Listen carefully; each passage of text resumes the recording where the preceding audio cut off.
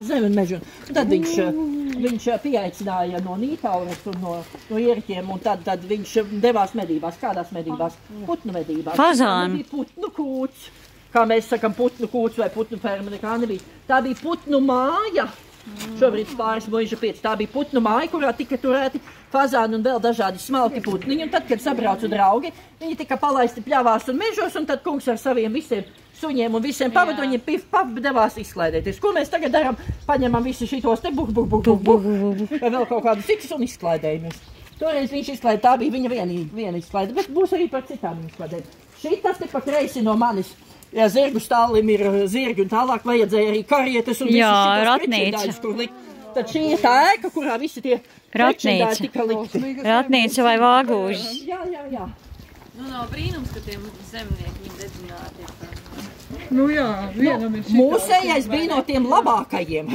Bet tāpatās viņus vilināt? Nosacīt no labākiem viduslaikos, tad, kad no visām muižām bēga un ķēra ciet, un pēc tam, kad deva, tad deva roku nost vai ko nu citu.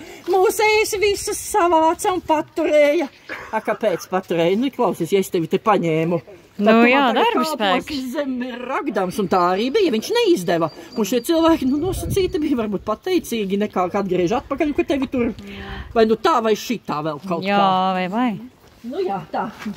Pretī man aiz muguras jums pretī ir tā saucamā mazā kalpu māja.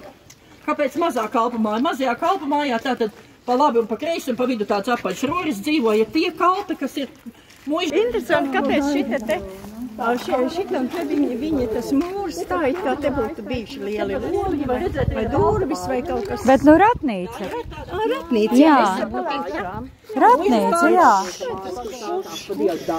Muižas pārvaldnieka māja. Nu tad, ko dara muižas pārvaldnieks? Sadala zemniekiem darbus, teiksim, tādā vienkāršotā valodā. Kamēr bija tāds pārvaldīgs, ko sauc, viņam uzvārds bija Baumgarts, viņš tāds kā latvisks, tas bija tāds gan, kā jau pārvaldnieks, neko jau, bet viņš kļuva pret zemniekiem pārāk, kā kungs teica, mīkstsiedīgs, un tāpēc viņu, kā šodien, nometa no amata. Un vietā ielika Šmitu, īstu vācieti. Un tas īstais vācietis jau vairs nebija tik draudzīgs un tik labvēlīgs, kā bija, un tad vairs zemniekiem lāga